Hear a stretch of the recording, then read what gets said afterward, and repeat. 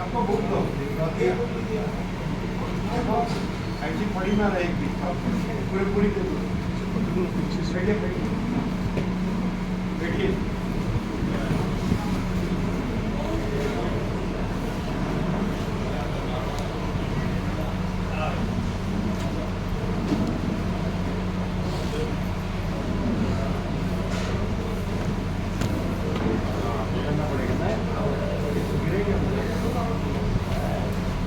लेकिन अच्छा है बैठने में एक वजह से एक बार एक वजह से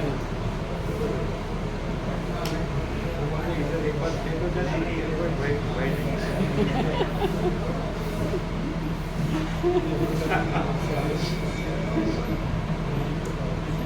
वो कैसे आप पीछे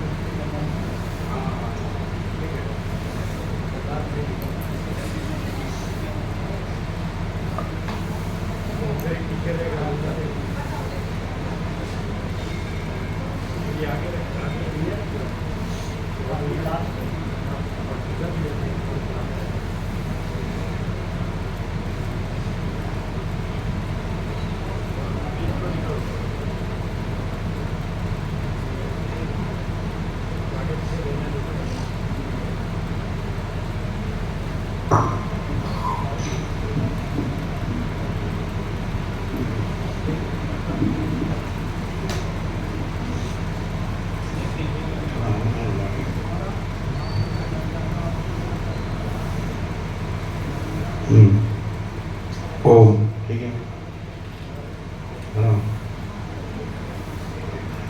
परम चिदाकार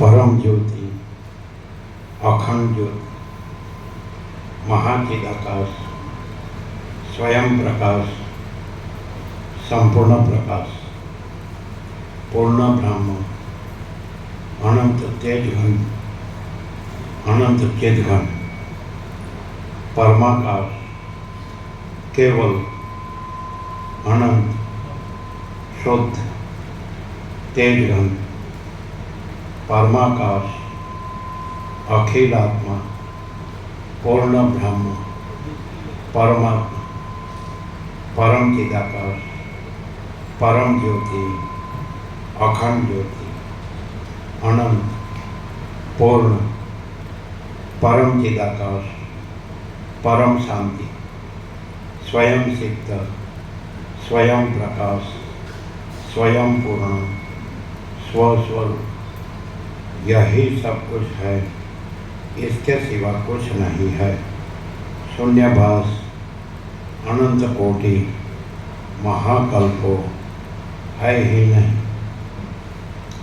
महाचिदाकाश, स्वयं प्रकाश, संपूर्ण प्रकाश, महाचिदाकाश ज्योति, अनंत, अखंड, अभेद, महाचिदाकाश ज्योति, महातत्व, महासामान्य, महाचिदाकाश, स्वसंवेद्य, सहज निर्विकल्प, महाचिदाकाश, परम कैवल्य, परम शांति, परम चिदाकाश, अनंत, पूर्ण, निरपेक्ष, सत्य, अनंत, संपूर्ण, अपरिधि, निर्भ्रांत, निरपेक्ष, वशिष्ठ राम वैराग्य प्रकरण राउंड 44वां राउंड।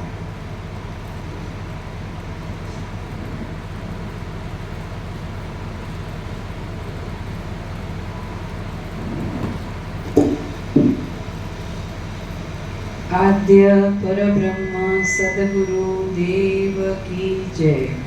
ओम श्री परमात्मने नमः। सद्ग्रंथों में शिरोमणि श्री योग वासिष्ठ महारामायण। तो इनकी बुक बचनी नहीं चाहिए, कोई रहना चाहिए, सबके हाथ में बुक होना चाहिए। हाथ ऊंचा करो जिसके पास बुक ना हो, हाथ ऊंचा करो जिसके पास बुक ना हो, बुक ले लो। जो पढ़ते हो सबको बुक दो, एक भी बुक बचनी नहीं चाहिए, सब दे दो। आपकी रखो, आपकी है वो रखो, आप बैठ जाओ, लेकिन वहां नहीं रहनी चाहिए एक भी। आ गई सब, दे दिया ना? हाँ बराबर, आपकी रखना है डॉक्टर प्रभु, आपकी रखना है, बाकी सब दे दो।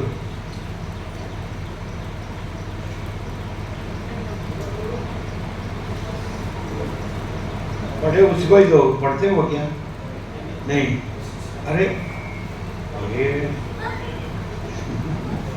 बैठिए बैठिए, क्यों उठ गए? क्या हुआ?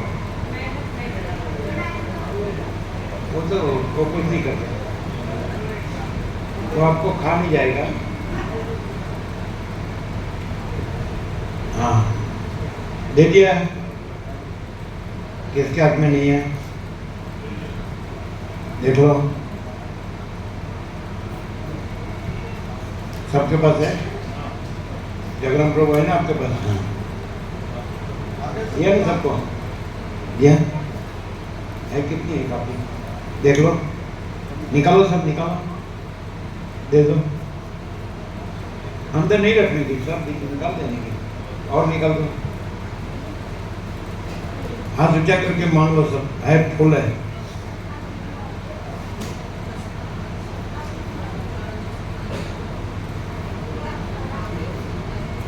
सब बाहर निकाल दो।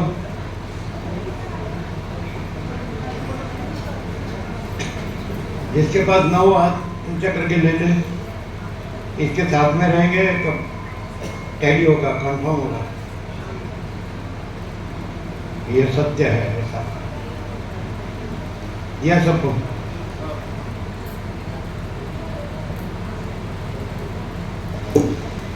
सद्ग्रंथों में शिरोमणि श्री योग वासिष्ठ महारामायण वैराग्य प्रकरण, पेज नंबर 75, सर्ग 23वां। त्रयोविंशः सर्गः। गुण और दोषों के बल की उन्नति सहित अपने विलासों के समूह से कर्म प्रिय संपूर्ण प्राणियों में जो रमण करता है, उस काल की महिमा का वर्णन इस सर्ग में किया गया है। सुनाई देता है सबको? पीछे सुनाई देता है बराबर? साफ साफ सुनाई देता है? इधर सबको बराबर? चलो पेज नंबर 75।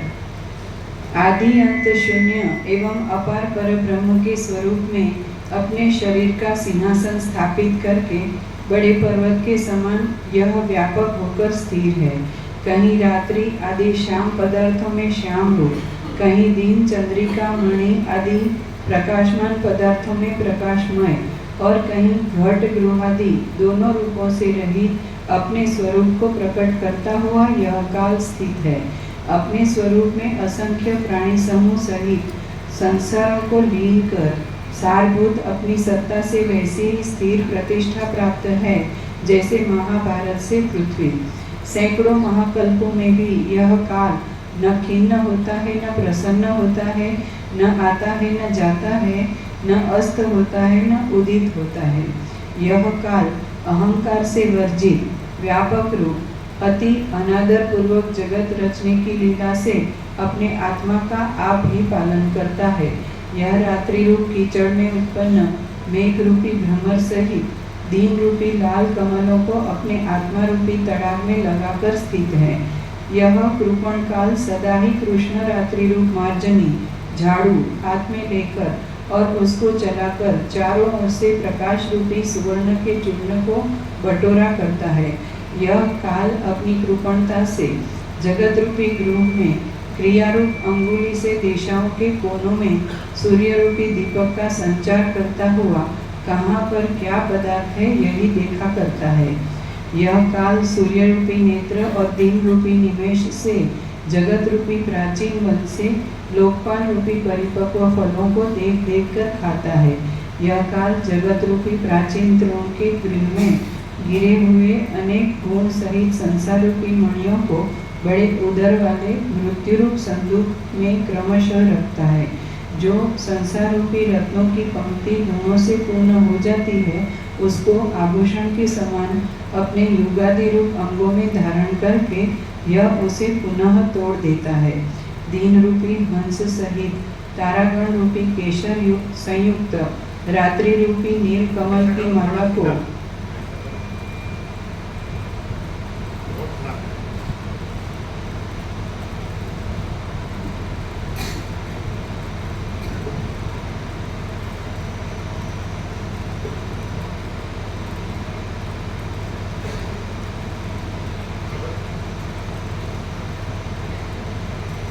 यह काल जगत रूपी प्राचीन त्रोण के गृह में गिरे हुए अनेक गुण सहित संसार रूपी मणियों के बड़े उदर वाले मृत्यु रूप संदूक में क्रमशः रखता है। जो संसार रूपी रत्नों की पंक्ति गुणों से पूर्ण हो जाती है उसको आभूषण के समान अपने युगादि रूप अंगों में धारण करके यह उसे पुनः तोड़ देता है। दीन रूपी हंस सहित तारागण रूपी केशर संयुक्त रात्रि रूपी नील कमल की माला को पांचों अनुरूपी अंगुली वाले वर्ष रूपी अपने हस्त में यह काल कटक के समान धारण करता है। जिस काल के पर्वत समुद्र स्वर्ग और पृथ्वी श्रृंग है ऐसे जगत रूपी मेषों का सौनी कसाई यह तारागण के कणों से भी रत्न वर्ण देखकर प्रतिदिन चाट लिया करता है। युवावस्था रूपी कमलिनी का तो यह चंद्रमा है। आयु रूपी हस्ती के लिए सिंह है। संसार में छोटी या बड़ी ऐसी कोई भी वस्तु नहीं है जिसको यह चुराता न हो। कल्प रूपी प्रलय के मेघों के विलास से प्राणी मात्र को मृत्यु के मुख में डालने वाला पदार्थों का अभाव रूप यह काल अपनी अधिष्ठान रूप चेतन सत्ता में रमण करता है। इस प्रकार प्रलय में विश्राम करके पुनः संसार का कर्ता भोक्ता संहारकर्ता और स्मरण करता इत्यादि सब अवस्थाओं को प्राप्त होता है। जिस काल के रहस्य को बुद्धि की कुशलता से भी नहीं जाना जा सकता ऐसे पुण्य और पाप के फल भोगानुसार संपूर्ण शरीरों को शीघ्र ही प्रकट और नाश करता हुआ वह विहार करता है, क्योंकि इस संसार में काल का बल प्राणी मात्र में प्रसिद्ध है। श्रीमद् वाल्मीकि विरचित योग वासिष्ठ महारामायणांतर्गत देवदूतोक्त मोक्षोपाय में वैराग्य प्रकरणांतर्गत हिंदी भाषानुवाद सहित कालापवाद नामक 23वां सर्ग पूर्ण। 24वां सर्ग। इस सर्ग में चंडी स्त्री सहित अहेर के कौतुक से पूर्ण राजपुत्र के रूपक से उसी काल का पुनः वर्णन किया गया है। श्री राम जी ने कहा, स्वतंत्र लीला करने वाला, संपूर्ण आपत्तियों से रहित, अतुलित पराक्रम सहित सूर्य एवं चंद्रादिक का भी प्रकाशक जो परब्रह्म रूपी राजा है, उसकी अनादिकाल की माया रूप पटरानी से जिसका जन्म हुआ है और जो युव राज्य में अभिषिक्त काल रूपी राजपुत्र है, उसके चरित्र का वर्णन करते हैं। जगत रूपी पुराने जंगल के समूह में दीन और अग्न प्राणी रूप मृगों के समूह में अहेर करने वाले इसी काल की क्रीड़ा के लिए प्रलय काल का जो समुद्र है वह रमणीय पुष्करिणी बावड़ी बनाई गई है।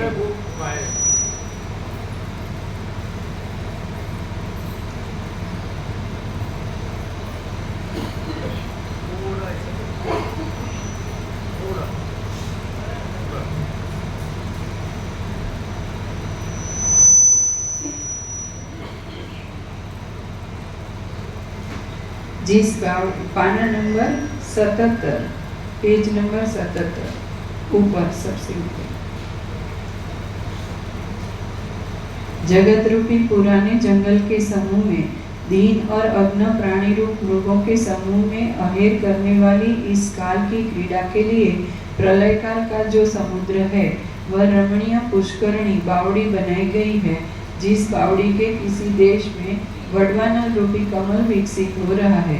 दधि, क्षीर आदि सब प्रकार के समुद्रों सहित कटु, तिक्त और आम्ल रूप जो अनेक मत तथा चिरस्थायी या अल्पस्थायी जो जगत है, उनका यह काल रूप राजपुत्र का प्रातः काल में कलेवा करता है। कलेवा कटु, तिक्त, आम्ल द्रव्य मिलाकर प्रातः काल का कलेवा द्रविड़ देश में प्रसिद्ध है। चलने में बड़ी चतुर, अपने सम मातृगणों सहित संसार के सब प्राणियों की संहारिणी और संसार रूपी वन में घूमने वाली व्याघ्री के समान जो काल रात्रि है, वह इस काल की प्रिया पत्नी है। श्वेत, नील, रक्त कमलों के समूह में मड़ी हुई नाना प्रकार के रस सहित यह जो बड़ी पृथ्वी है, वह काल रूपी राजपुत्र का पान पात्र है। अपनी भुजाओं के फटकार से दुसह महागर्जना करने वाले और सटा शेर के कंधे के बाल और सटा से अति भयंकर मूर्ति भगवान नृसिंह अवतार जिस काल के भुज पंजर में दानवों के वध रूपी क्रीड़ा के लिए बाज नामक पक्षी बनाए गए हैं।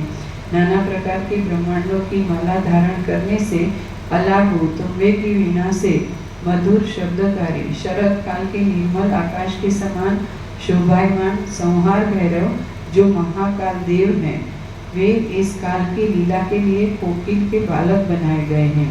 महाकाल देव पाषाण की आख्यायिका में महाकाल के विषय में कहेंगे। सदा टंकार ध्वनि करने वाला, दुख रूपी बाणों के समूह को फेंकने वाला और सबका संहारकारी काल का धनुष सर्वत्र स्फुरित हो रहा है। स्वयं चंचल होने पर भी चलायमान लक्ष्यों को विदीर्ण करके यह काल विलास करता है। इसी से संपूर्ण शिकारियों में अत्युत्तम पंडित और विलासी है। अतएव प्राचीन जगत में विषय लंपट मनुष्य रूपी मरकटों को पीड़ित करने वाला विराजमान यह काल रूप राजपुत्र अपनी चेष्टा रूपी मृगया शिकार कर रहा है। श्रीमद् वाल्मीकि विरचित योग वासिष्ठ महारामायण अंतर्गत देवदूतोक्त मोक्षोपाय में वैराग्य प्रकरणांतर्गत हिंदी भाषानुवाद सहित काल विलास नामक 24वां सर्ग पूर्ण। पंचविंशः सर्गः। इस सर्ग में प्रकृति के चित्र के समान क्रिया और उनके फल स्वरूप जो दूसरा काल है, उसके नृत्य के विस्तार का वर्णन किया गया है। श्री राम जी ने कहा, इसी संसार में संपूर्ण दुर्विलासियों का शिरोमणि जो दूसरा काल है, वही संपूर्ण क्रियाओं को करता है और संहार भी करता है। उसी को प्राणियों के शुभाशुभ कर्मों के फल देने से तथा उनके साथ व्यवहार या क्रीड़ा करने से दैव और काल भी कहते हैं। जिस परिस्पंद मात्र रूपधारी इस काल का क्रिया के सिवाय न कुछ रूप प्रतीत होता है, न कर्म प्रतीत होता है और न चेष्टा प्रतीत होती है। इसी ने संपूर्ण प्राणी मात्र के समूहों को वैसे ही नष्ट कर दिया है जैसे आतप ने हिम के समूहों को। जो कुछ कृत्रिम भोग का रूप धारण किए यह दृश्य मात्र दिखाई देता है, वह काल का नृत्य का स्थान है। यहाँ पर वह स्वच्छंदता से क्रीड़ा करता है। कापालिक का वेश धारण किए हुए यह अपना तीसरा नाम कृतांत यम धारण करता है और मत्त होकर जगत में नाचता है। हे मुने, रागी के समान नाचता हुआ यह कृतांत नियति कर्म के अनुसार अवश्य फल देने वाली मर्यादा नियति रूप अपनी प्रिया से नित्य अत्यंत प्रेम करता है। शेषनाग, चंद्रमा की कला और 3 प्रकार से प्रसिद्ध गंगा जी का प्रवाह ये काल के त्रैलोक्य रूपी वक्षस्थल पर उपवीति और अवीति अर्थात वाम तथा दक्षिण स्कंद पर यज्ञोपवीत के सदृश हैं। हे ब्रह्मन, चंद्रमा और सूर्य इसके हाथ में सुवर्ण के कड़े के समान हैं और लीला करने के लिए सुमेरु पर्वत इस कृतांत के हस्त में कमल की तरह है। तारागण रूपी चित्र बिंदु युक्त पुष्कर और आवर्त नामधारी जो प्रलय काल के मेघ हैं, वे काल के वस्त्र के किनारे हैं। काल के पहनने का एक वस्त्र समुद्र है और दूसरा निर्मल आकाश जिसे काल ओढ़ता है। ऐसा रूपधारी जो यह कापालिक है, उसके आगे नियति रूप उसकी प्रिया पत्नी प्राणी रूप सभ्यों के भोगानुकूल कार्यों को आरंभ करके निरंतर नृत्य करती है।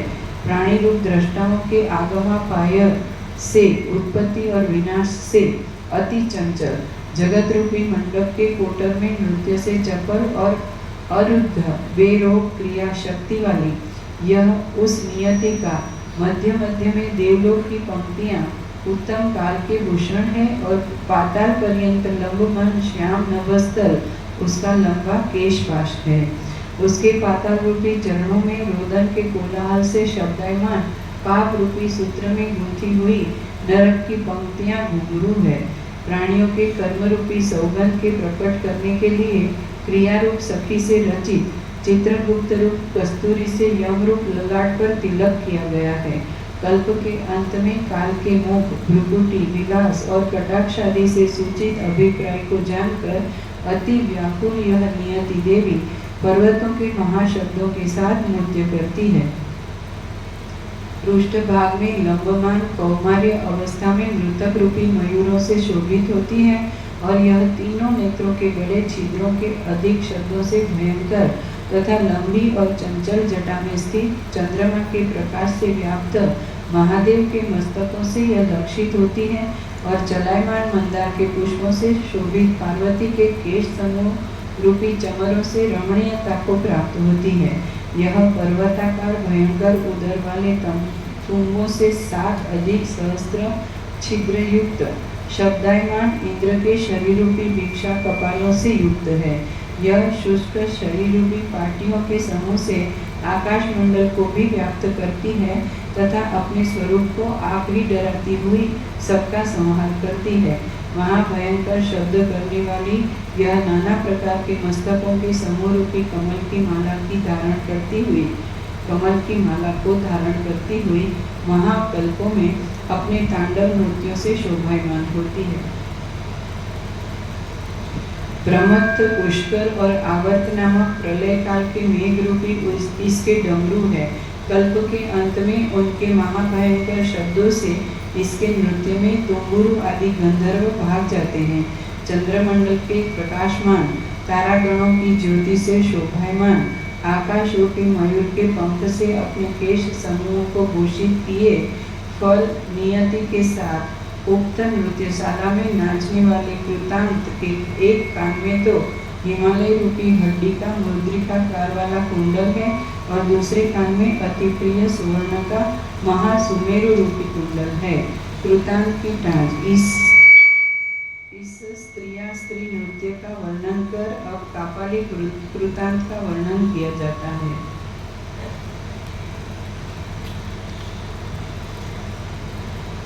इन्हीं कानों में सूर्य और चंद्रमा रूपी मंडलाकार 2 और चंचल कुंडल हैं और लोकालोक नाम वाले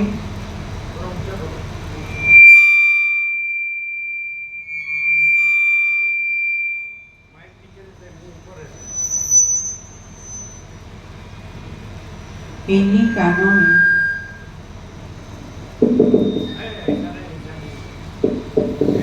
पूरा घुमाया, क्या करने का था, ऐसा नहीं करने का था, नीचा है।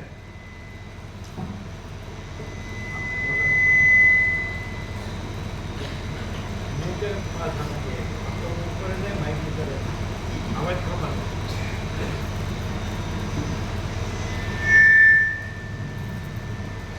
इन्हीं कानों से सूर्य और चंद्रमा रूपी मंडलाकार दो और चंचल कुंडल है और लोकालोक नाम वाले पर्वतों की पंक्ति चारों ओर से कटी मेखला है। इधर उधर भ्रमण करने वाली बिजली जिसका कंगन है और वायु से कंपित मेघों की पंक्ति रूप कंथा जिसकी शोभित हो रही है। नष्ट ब्रह्मांडों से अथवा पूर्व काल की सृष्टियों से निकले कृतांतों से एकत्रित अति तीक्ष्ण मूसल, भाला, बर्छी, त्रिशूल, पटा और मुद्गरों से रचित तथा संसार के प्राणी रूप रोगों के बंधनार्थ पूर्वोक्त काल रूपी राजपुत्र के हाथ से गिरे पाश में लटकती हुई और शेष जी के फण रूपी महासूत्र में बंधी माला इस कृतांत रूपी कापालिक के कंठ में शोभित होती है। जीव रूपी मकरिका के चिन्हों से युक्त रत्नों के तेज से देदीप्यमान सातों समुद्र रूपी कंगनों की श्रेणियां इसकी दोनों भुजाओं में भूषित हो रही है। शास्त्रीय और लौकिक व्यवहार रूपी भ्रमर जिसमें गूंज रहे हैं, ऐसी रजोगुण तथा तमोगुण से पूर्ण सुखद स्वरूपी श्याम वर्ण मनोहर इसकी रोमावली शोभायमान हो रही है। इस प्रकार प्रायः कल्प के अंत में यह कृतांत तांडव को उत्पन्न करने वाली नृत्य की इच्छा को बटोरकर किंचित करके पुनः महादेवादीपों के साथ उठता है और वृद्धावस्था, शोक तथा अनेक प्रकार के अन्य दुख और पराजय आदि से भूषित अभिनय भाव सहित इस सृष्टि रूप नृत्य लीला को पुनः बढ़ाता है। यह पुनः भवनों, वनों, अन्य स्वर्गादि लोकों को और प्राणियों के समूहों को सत्ययुग आदि युगों के भेद से अचल और चल वेद और स्मृति विहित आचारों को वैसे ही खेद रहित होकर बनाता है जैसे बालक मृत्तिका से खिलौनों को बनाता है। श्रीमद् वाल्मीकि विरचित योग वासिष्ठ महारामायण अंतर्गत देवदूतोक्त मोक्षोपाय में वैराग्य प्रकरणांतर्गत हिंदी भाषानुवाद सहित कृतांत विलसित नामक 25वां सर्ग पूर्ण। षड्विंशः सर्ग। कालादि की परतंत्रता से अनेक दोषों के कारण से संसार की दुर्दशा का इस सर्ग में वर्णन किया गया है, जिससे वैराग्य उत्पन्न हो। श्री राम जी ने कहा, हे मुने, जब इस संसार में श्री राम जी ने कहा, हे मुने, जब इस संसार में कालादि का इस प्रकार चरित्र है तो बताइए हमारे सदृश मनुष्यों का इसमें क्या विश्वास है। हे मुने, इस दैव कालादि से खरीदे हुए के समान हम लोग शब्दादि विषयों के प्रपंच की रचना से वैसे ही मोहित हो रहे हैं जैसे वन के मृग। काल अनार्य स्वभाव वाला है और यह मात्र अपने उदर भरण में तत्पर रहता है। यह काल नामक महाधूर्त इस संसार में प्राणियों को सब प्रकार की आपत्तियों के समुद्र में गिराता है। यह काल नामक देव अपनी भयंकर चेष्टाओं से प्राणियों को दुष्ट आशाओं से भीतर तथा बाहर वैसे ही जलाता है जैसे अति उष्ण और प्रकाशमान ज्वालाओं से अग्नि संसार को। स्त्री होने के कारण स्वभाव से ही चपल नियति मर्यादा रूप कृतांत की यह पत्नी सदा अपने कार्य में तत्पर रहती है और समाधिनिष्ठ महात्माओं के धैर्य को नष्ट कर देती है। यह महाक्रूर आचारधारी कृतांत तरुण शरीरों को वृद्ध बनाकर सब प्राणी समूह को निरंतर वैसे ही भक्षण करता है जैसे सर्प वायु का। संपूर्ण निर्दयों का राजा यम तो दुखियों पर दया करना जानता ही नहीं। सब प्राणियों पर दया करने वाला जन तो दुर्लभ हो गया है।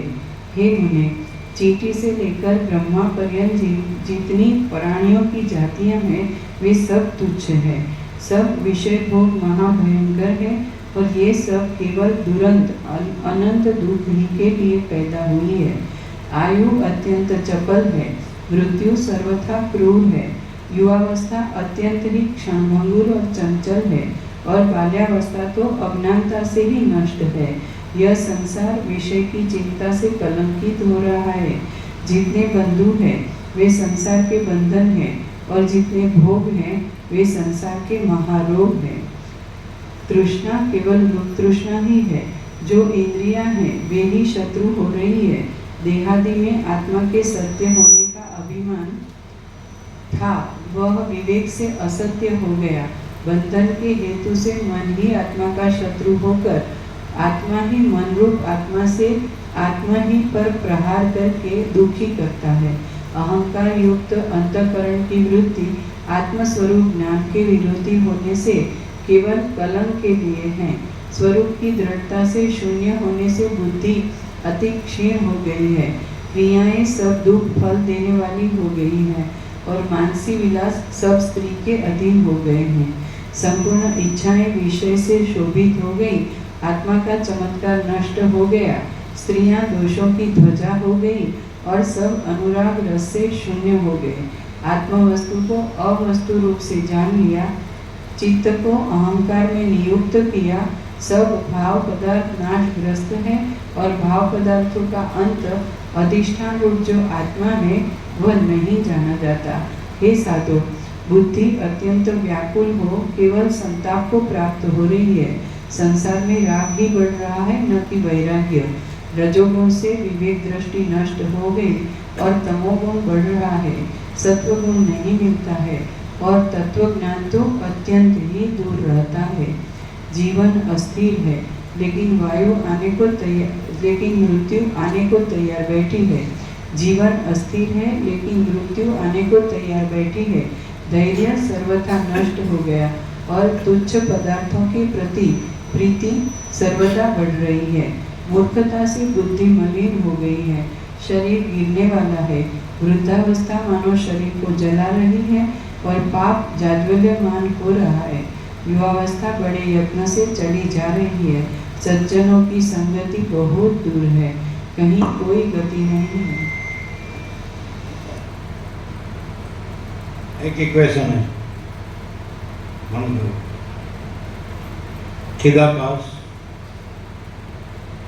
प्लस आभास इक्वल टू दृश्य, दृश्य माइनस आभास इक्वल टू चिदाकाश।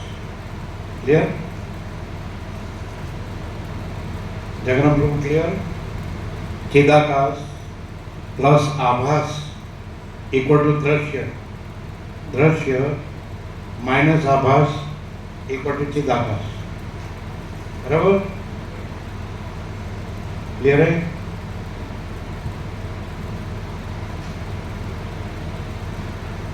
क्या बोलो? चिदाकाश प्लस आभास इक्वल टू दृश्य, दृश्य माइनस आभास इक्वल टू चिदाकाश।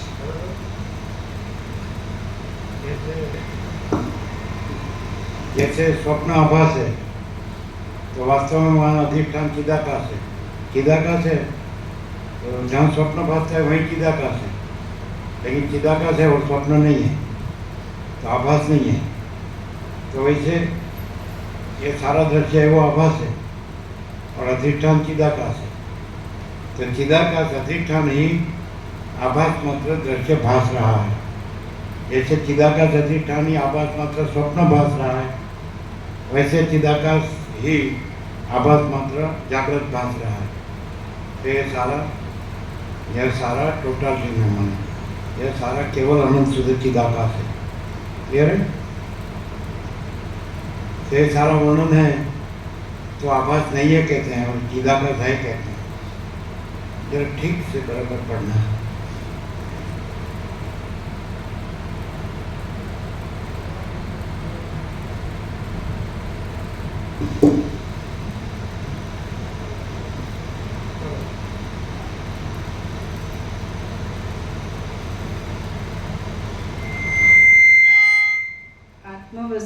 अवस्तु रूप से जान लिया, चित्त को अहंकार में नियुक्त किया, सब भाव पदार्थ नाशग्रस्त है और भाव पदार्थों का अंत अधिष्ठान रूप जो आत्मा है वह नहीं जाना जाता। हे साधु, बुद्धि अत्यंत व्याकुल हो केवल संताप को प्राप्त हो रही है। संसार में राग ही बढ़ रहा है, न कि वैराग्य। रजोगुण से विवेक दृष्टि नष्ट हो गई और तमोगुण बढ़ रहा है। सत्वगुण नहीं मिलता है और तत्व ज्ञान तो अत्यंत ही दूर रहता है। जीवन अस्थिर है लेकिन मृत्यु आने को तैयार बैठी है। धैर्य सर्वथा नष्ट हो गया और तुच्छ पदार्थों के प्रति प्रीति सर्वदा बढ़ रही है। मूर्खता से बुद्धि मलिन हो गई है, शरीर गिरने वाला है। वृद्धावस्था मानो शरीर को जला रही है और पाप जाज्वल्यमान हो रहा है। युवावस्था बड़े यत्न से चली जा रही है। सज्जनों की संगति बहुत दूर है, कहीं कोई गति नहीं है और सत्यता कहीं भी उदित नहीं होती। मन मोहित के समान हो गया है, आत्मज्ञान का सुख दूर चला गया है। उत्तम दया हृदय में कभी नहीं होती और नीचता दूर से निकट आती है। धीरता अधीरता को प्राप्त हो गई है। प्राणी जन्म मरण में या ऊपर नीचे ऊपर आने जाने में ही निमग्न है। दुर्जनों का संग अति सुलभ है और सज्जनों का समागम अत्यंत दुर्लभ है। सब भाव पदार्थ उत्पत्ति और नाश से ग्रस्त है। वासना संसार का बंधन है और प्राणियों के समूह को काल न जाने कहाँ लिए जा रहा है। जिनको काल से भय नहीं है उन्हें ऐसी दिशाएं भी नहीं दिखाई देती है। न सद्व्यवहार का उपदेश प्रतीत होता है और न लौकिक व्यवहार ही दिखाई पड़ता है। यहाँ तक कि पर्वत भी नष्ट हो जाते हैं तो हमारे सदृश मनुष्यों की स्थिति में क्या विश्वास है। जब सन्मात्र ईश्वर आकाश को भी ग्रस लेता है और भुवनों का भी भक्षण कर लेता है तथा यह विशाल पृथ्वी भी नष्ट हो जाती है तो हमारे सदृश मनुष्यों की स्थिति में क्या विश्वास।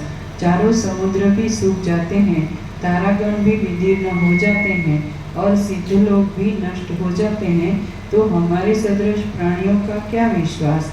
दानव भी विदीर्ण हो जाते हैं, ध्रुव तारा भी अध्रुव जीवन है और ध्रुव तारा भी अध्रुव जीवन है और अमर देवता भी मरते जाते हैं तो हमारे सदृश प्राणियों का क्या विश्वास। शक्र इंद्र भी आक्रमण होता है, यम भी शांत हो जाता है और वायु भी अवायु हो जाता है तो हमारे सदृश प्राणियों का क्या विश्वास। चंद्रमा भी शून्य हो जाता है, सूर्य के भी टुकड़े टुकड़े हो जाते हैं और अग्नि भी शांत हो जाता है तो हमारे सदृश प्राणियों का क्या विश्वास। ब्रह्मा जी की भी समाप्ति हो जाती है, अजय हरि जो भगवान है उनका भी संहार हो जाता है। भव महादेव जी भी अभाव को प्राप्त हो जाते हैं तो हमारे सदृश प्राणियों का क्या विश्वास। पूर्वोक्त 3 प्रकार के जो काल है उनका भी जो संहार कर देता है, नियति मर्यादा को भी हटा देता है और जो सबको आच्छादित करने वाला आकाश है उसको भी लय कर देता है तो हमारे सदृश प्राणियों का क्या विश्वास। जो श्रोत्र कर्ण इंद्रिय से न सुना जाता है, वागींद्रिय से न कहा जाता है और न नेत्र से देखा जाता है, अर्थात सब इंद्रियों का अविषय अज्ञान मूर्ति, कोई भ्रम देने वाला सन्मात्र चेतन अपने स्वरूप में ही माया से तत्व को छिपाकर सब ब्रह्मांडों को देखता है। सबके अंत में निवास करने वाला अहंकार के अंश को धारण करके तीनों लोकों में ऐसा कोई नहीं है जिसको यह बाधित न करता हो। किरण रूपी घोड़ों के चरण सहित सूर्य भगवान भी वन के सामान्य पाषाण के तुल्य प्रतिदिन अवश्य होकर शिला पर्वत और पर्वतों के शिखरों पर फेंके जाते हैं। इस ब्रह्मांड के मध्य में रहने वाले देवता और दैत्यों के अनेक लोकों को और संपूर्ण ज्योतिष चक्रों सूर्य तारामंडल आदि अनेक लोक को वह वैसे ही व्याप्त किए हैं जैसे पके अखरोट के फल को चारों ओर से उसका चर्म। स्वर्ग में देवता, भूलोक में मनुष्य और पाताल में सर्प, ये सब संकल्प मात्र से ही बनाए गए हैं और ये महादुर्दशा को प्राप्त होते हैं। महादेव जी से युद्ध करने वाला पराक्रमी महाविकराल स्वरूप काम अनुचित रीति से संपूर्ण जगत को अपने वश में करके गरज रहा है। यह वसंत रूपी मत्त मातंग पुष्प की वृष्टि रूप मद की वर्षा से सब दिशाओं को सुगंधित करके चित्त को चंचल कर रहा है। स्त्रियों के चंचल नेत्रों में जो मन अनुरक्त हो जाता है, उसे स्वस्थ करने की सामर्थ्य बड़े विवेक में भी नहीं है। परोपकारी दूसरों की पीड़ा से अत्यंत पीड़ित अपनी शीतल बुद्धि से जिसको बोध आत्मज्ञान हो गया है, मैं उसी को सुखी मानता हूँ। परोपकारी दूसरों की पीड़ा से अत्यंत पीड़ित अपनी शीतल बुद्धि से जिसको बोध आत्मज्ञान हो गया है, मैं उसी को सुखी मानता हूँ। सदा उत्पन्न और नष्ट होने वाले काल रूपी वर्तमान से गिरने वाले जीवन रूपी समुद्र में पदार्थ रूपी तरंगों को कौन गिन सकता है। सब मनुष्य मोह के वश से होकर दुष्ट आशाओं के जाल में बंधे हुए दोष रूपी गुल्मों में अटके हुए मृगों के समान जन्म रूपी जंगल में नष्ट हो रहे हैं। इस जगत में जन्मों की परंपराओं के कार्यों और निषिद्ध कुकर्मों से संसार की आयु नष्ट हो रही है और आकाश के वृक्ष की लता के समान इस पाश से बद्ध सुख दुख रूपी फल को हम विचारवान भी नहीं जानते। आज यह महोत्सव है, यह मनोहर नूतन ऋतु का प्रारंभ है। आज यह अमुक देश की यात्रा है, वे हमारे बंधु है। यह कैसा सुख है, यह उत्तम स्त्री आदि का भोग है। इस प्रकार व्यर्थ ही सद्विचार के प्रतिकूल नाना विकल्प वालों को रचता हुआ चंचल और सुकुमार बुद्धि वाला यह लोक यहाँ नष्ट होता जा रहा है और परमार्थ के लिए कुछ भी सामग्री नहीं जुटाता है। श्रीमद् वाल्मीकि विरचित योग वासिष्ठ महारामायण अंतर्गत देवदूतोक्त मोक्षोपाय में वैराग्य प्रकरणांतर्गत हिंदी भाषानुवाद सहित दैव दुर्विलास वर्णन नामक 26वां सर्ग पूर्ण। 27वां सर्ग। इस सर्ग में संसार की असारता पर विस्तार से प्रकाश डाला गया है। श्री राम जी ने कहा,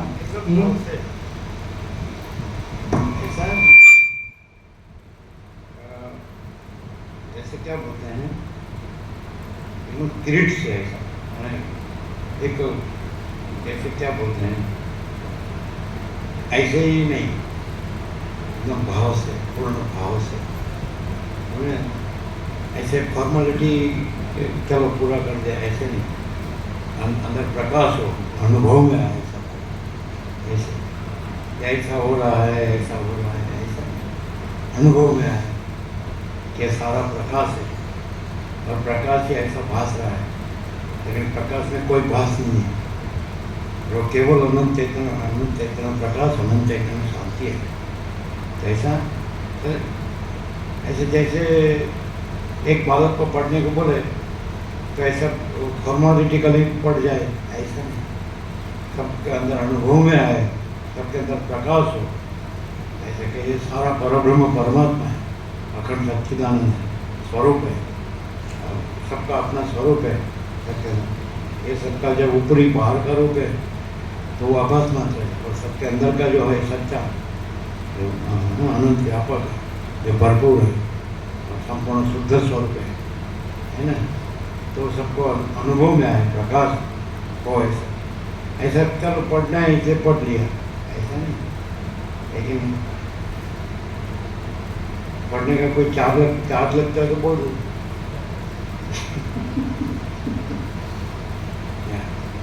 हम तो कोई चार्ज लेते नहीं और देते नहीं। भावपूर्ण स्पिरिट, जैसे कोई तोता ज्ञान हो, पुस्तक की प्रॉपर्टी बोलते हैं, तोता ज्ञान जैसा नहीं, ऐसा महाचिदा का स्वयं प्रकाश अनुभव ज्ञान, स्वयं प्रकाश को शब्द ज्ञान की अपेक्षा नहीं है। महाचिदा का स्वयं प्रकाश, संपूर्ण प्रकाश, महाचिदा का ज्योति अनंत अखंड अपेक, महाचिदा का ज्योति महातत्व महासामान्य, ऐसा महाचिदा का स्वयं प्रकाश अनुभव ज्ञान, स्वयं प्रकाश को शब्द ज्ञान की अपेक्षा नहीं है, तो शब्द बुद्धि में नहीं आ जाने का। अनंत चैतन्य प्रकाश, अनंत चैतन्य शांति, ये अनुभव प्रकाश होना चाहिए, है ना। ये प्रकाश प्रकाश होना चाहिए।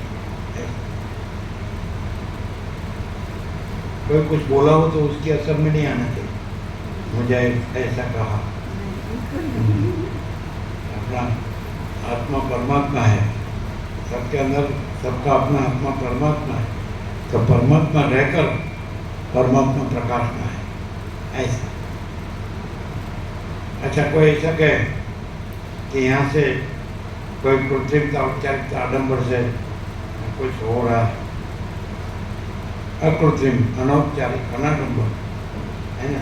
आभास को क्या लग रहा है ऐसा नहीं, या आभास को अच्छा लगे ऐसा भी नहीं।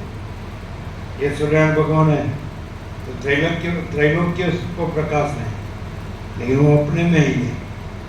सूर्यनारायण भगवान ही है और अपने में त्रैलोक्य कुछ नहीं है, फिर भी त्रैलोक्य को वास्ते हैं। तो प्रकाश अपने में प्रकाश ही रहना चाहिए, वो आभास में नहीं आ जाना चाहिए। तो प्रकाश प्रकाश रहा है, ऐसे सरल सरल ऐसे होना चाहिए। तो जो आए हैं श्रोता, तो उसको अपना आभास अदृश्य हो जाना चाहिए और अपना प्रकाश प्रकट हो जाना चाहिए, ऐसा होना चाहिए, सरल सरल। जैसे मैं ये वस्त्र नहीं हूँ, तो वैसे मैं ये देह नहीं हूँ, वैसे मैं ये व्यक्ति नहीं हूँ, तो वैसे दृश्य नहीं है, और ये सारा, है ना, अनंत चैतन्य प्रकाश, अनंत चैतन्य शांति है, ऐसा प्रकाश प्रकाश नहीं चाहिए। ऐसा नहीं तो प्रसाद कम लिया हो या नींद कम आई हो तो थोड़ा ढीलापन रहता है। नींद कम आई हो, प्रसाद कम लिया हो, स्पिरिट होना चाहिए, ऐसा। शेर का स्पिरिट कैसा होता है? लायन शेर बोलते हैं, क्या बोलते हैं? शेर का स्पिरिट होना चाहिए। गोट का स्पिरिट नहीं होता है, बकरी, जैसे बकरी मैं कर रही है, ऐसा नहीं होना चाहिए। शेर कैसा होता है? अलख निरंजन, ऐसे शेर की गर्जना। ये राम बोल रहे हैं, है ना, तो जैसे काम बोल रहा हो वैसे नहीं प्रकाश करेगा। राम बोल रहे हैं, ये राम बोल रहे हैं, और सुनने वाले कौन है? पूरा ये आकाश में से उतर आए सब, पुरातन सिद्ध, सनकादिक सिद्ध, फिर आकाशचारी देव सिद्ध मुनि, फिर सप्तर्षि, ब्रह्मर्षि, देवर्षि, राजर्षि और वशिष्ठ, वामदेव, ये सब आ जाए यहाँ। कितने ऋषि मुनि आ जाए। तो राम ऐसे कैसे बोलते हैं? राम बोलते ये सब क्या है, ये क्यों दिखने में आता है, इसमें मुझे कुछ सार नहीं लगता है, इसमें मुझे कुछ नहीं चाहिए, मुझे मेरे परम पद में पूर्ण विश्रांति चाहिए। देखो ये आवाज कैसा है, ये मुझे क्यों दिख रहा है, इसमें मुझे कुछ सार नहीं लगता, इसमें मुझे कुछ नहीं चाहिए, मुझे मेरे परम पद में, जैसे रोते हो राम, मुझे मेरे परम पद में पूर्ण विश्रांति चाहिए। ऐसा नहीं, मुझे मेरे परम पद में पूर्ण विश्रांति चाहिए। यदि आप लोग उसमें मुझे सहाय कर सको तो ठीक है, ना कर सको तो मेरे विचार से मैं वही लूंगा। और ये दिख रहा है जो आवाज मात्र, इसमें से मुझे कुछ नहीं चाहिए, कुछ नहीं लूंगा, भले देह छूट जाए। कैसा है?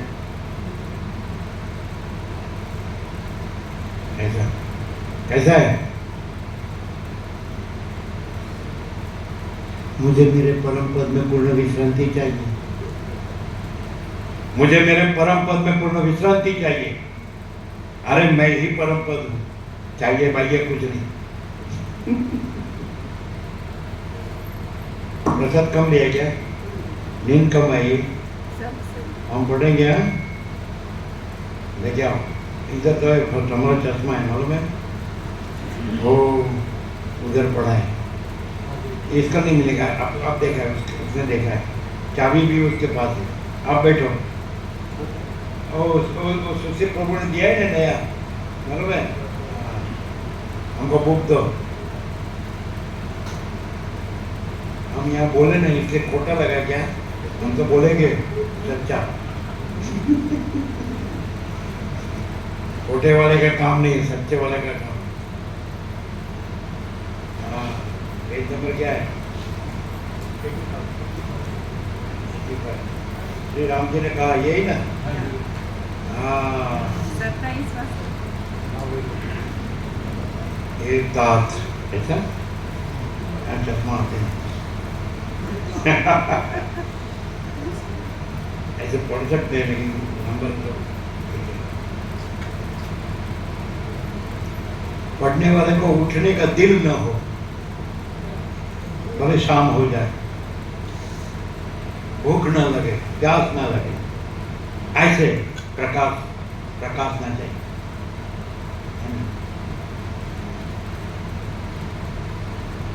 आज तो रोज तो बराबर पढ़ते हैं, जैसे फॉर्मेलिटी कल चल रहा है, ये थोड़ा पढ़ लें।